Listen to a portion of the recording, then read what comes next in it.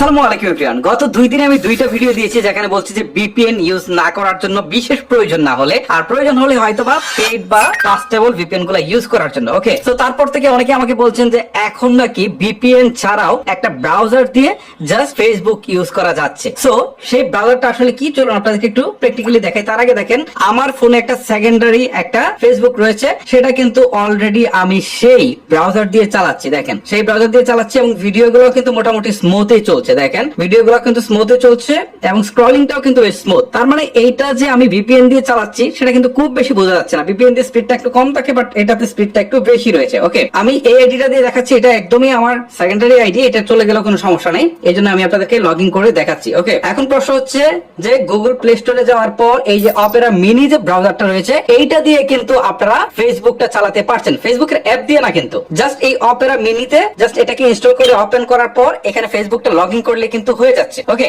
এখন আমার প্রশ্ন হচ্ছে যেখানে বাংলাদেশ থেকে আইপি অ্যাড্রেস বন্ধ রয়েছে, প্রবেশদ্বারটাই বন্ধ রয়েছে, তাহলে কিভাবে সে কাজ করছে, এটা হচ্ছে আমার প্রশ্ন। এখন এটার উত্তর খোঁজার জন্য আমি অনেক চেষ্টা করলাম এবং ফাইনালি এটার একটা রেজাল্টও আমি খুঁজে পেলাম। আর সেটা কি আপনাদেরকে একটু দেখাই। ধরুন অপেরা মিনিতে কিন্তু অলরেডি আমি রয়েছে, সো আমি নতুন একটা ট্যাব নেই, নতুন একটা ট্যাব নিলাম, নেওয়ার পর এখানে আমি লিখবো হোয়াট ইজ মাই আইপি। আপনারা যারা টেকনিক্যাল বিষয়গুলো বোঝেন তারা জানেন যে হোয়াট ইজ মাই আইপি এটা লিখলে কিন্তু নিজের আইপি অ্যাড্রেসটা দেখা যায়। ঠিক আছে, আমি এখানে লিখলাম, লেখার পর এখানে প্রথম যে সাইটটুকু আসছে এখানে ক্লিক দেই, ক্লিক দেওয়ার পর আমরা দেখতে পারবো এই যে দেখেন একটা আইপি অ্যাড্রেস কিন্তু দেখাচ্ছে এবং এইটা বলছে যে সিঙ্গাপুরের আইপি, এইটা হচ্ছে সিঙ্গাপুরের আইপি। সো বুঝতেই পারছেন যে এখানেও কিন্তু ভিপিএন ইউজ করছে অপেরা মিনি, মানে আমাদের দেশের আইপিটা সে ইউজ করছেই না। ওকে, এখন আপনারা যারা অপেরা মিনিকে শুধু ব্রাউজার ভেবে এইটা দিয়ে আসলে ফেসবুক চালাতে চাচ্ছেন বা চালাতে যাচ্ছেন, তারাও কিন্তু বিপদে পড়বেন। কারণ ফেসবুক যদি সন্দেহ করে যে আপনি বাংলাদেশ থেকে হুট করে সিঙ্গাপুরের আইপি ইউজ করছেন বা অন্য কোনো দেশের আইপি ইউজ করছেন, তাহলে কিন্তু আপনাকে আইডেন্টিটি কনফার্মেশন করতে বলা হতে পারে, তখন কিন্তু আপনার আইডিটা নষ্ট হয়ে যেতে পারে। ওকে,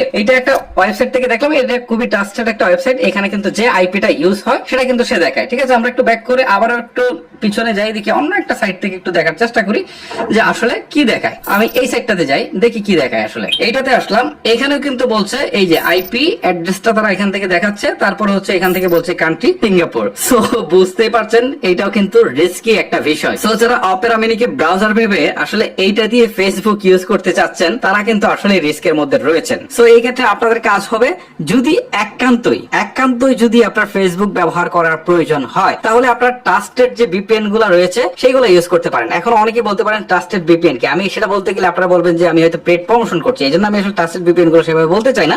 আগামীকাল একটা ভিডিও দেবে যেখানে টপ 10 ভিপিএন নিয়ে আলোচনা করব, সেখানে আপনার কিছু পেড ভিপিএন থাকবে, কিছু ফ্রি ভিপিএন থাকবে। ওকে, সো সেই ভিডিওটা দেখলে আপনারা কিন্তু ফ্রি ইউজ করেন বা পেড ইউজ করেন সেটা বুঝতে পারবেন, এবং ভিপিএন এর প্রয়োজন হয়ে থাকি সেখানেও কিন্তু আমি সংক্ষেপে তুলে ধরবো। ওকে, সো এখন আমি আপনাদেরকে বলছি যারা অপেরা মিনি দিয়ে ফেসবুক চালানোর কথা চিন্তা করছেন, তারা আসলে ভিপিএনটার কথা মাথায় রেখে তারপরে চালাবেন। মনে করতে পারেন যে অপেরা মিনি নিজে একটা ভিপিএন। ওকে, এই জিনিসটা মাথায় রেখে আপনারা ফেসবুক চালাবেন, আপনার আইডি কিন্তু নষ্ট হয়ে যেতে পারে, সম্ভাবনা কিন্তু কিছুটা হলেও থাকবে এইটা দিয়ে যদি চালাতে যান। ওকে, সবাই সতর্ক থাকবেন। মূলত এইটাই ছিল আমার ভিডিও। সো গাইস, ভিডিওটা লেন্দি করবো না, এখানে শেষ করব।